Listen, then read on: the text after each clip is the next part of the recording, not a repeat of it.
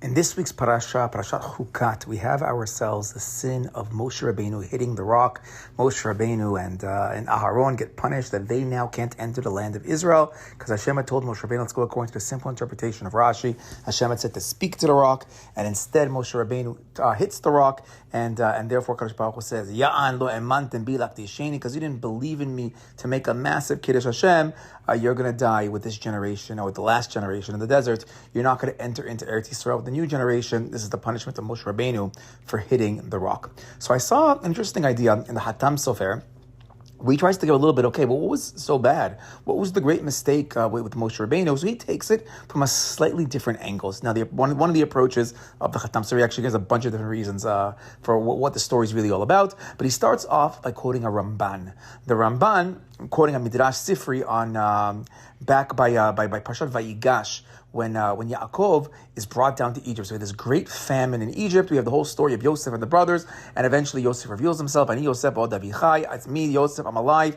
Bring my father down to Egypt so I could take care of him, because there's a major famine taking place. There's a ra'av in the whole world. So the whole family goes down to Egypt, and then Yaakov is now brought in front of Paro. Once they get down, Paro got all excited. He wants to meet the family, and the elder Yaakov comes to Paro and blesses Yaakov. Says the pasuk, "Vayvarech Yaakov et Paro."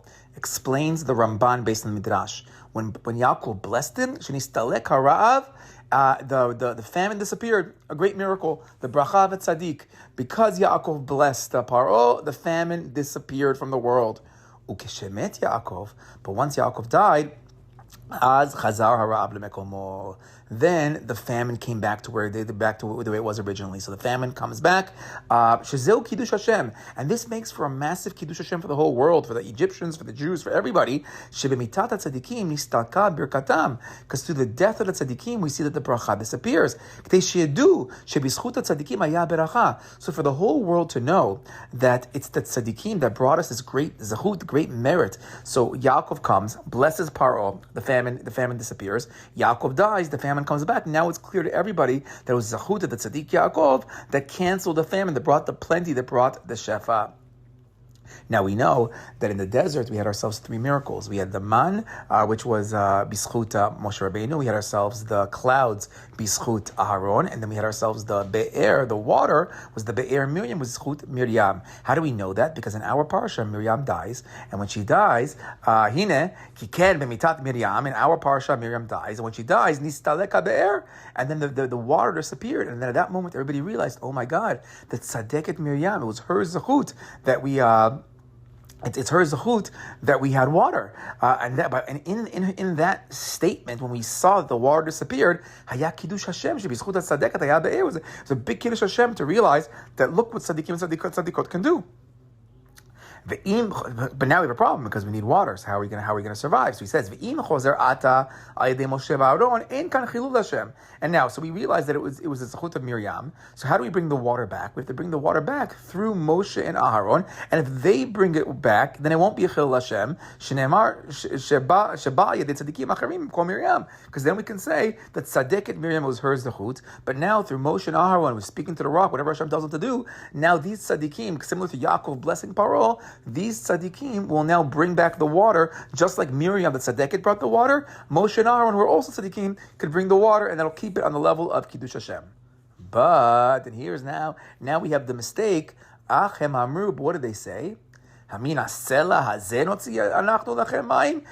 Do you when the people were complaining? So Moshe says, "What, from this rock you want me to bring out the water?" Bitmiya, he asked it as a question. But you want me to bring out water from the rock? Which sounds like they're saying that the water is not coming from them, but from the rock. Lo anachnu motziim mayim el Hashem itbarach. I'm not the one that's bringing it. It's Hashem. It's the rock. Ukeshechazar hamayim. And when they hit the rock, when Moshe hits it and the water comes out, chashu shegam be'er rishon lo haya b'zchut tzaddiket ve'en ze kiddush Hashem. They said, oh, so it wasn't you. It's the rock. Oh, so it wasn't. So then maybe it wasn't the tzaddiket either. Maybe it wasn't Miriam either. Chas v'shalom. And the kiddush Hashem was gone.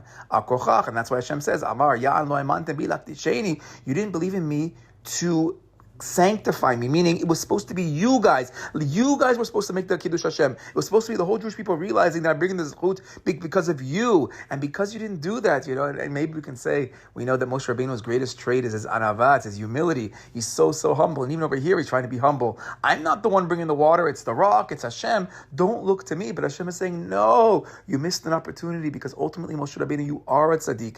And everybody looks at you and everybody understands that you're a tzaddik. And everybody sees how great you are. Therefore, if you and Aharon could bring the water from your Zechut, that would have been a Kiddush Hashem. And thus Moshe Rabbeinu's mistake. And maybe we could say, we could say maybe it's because of his anava, try to explain where it came from.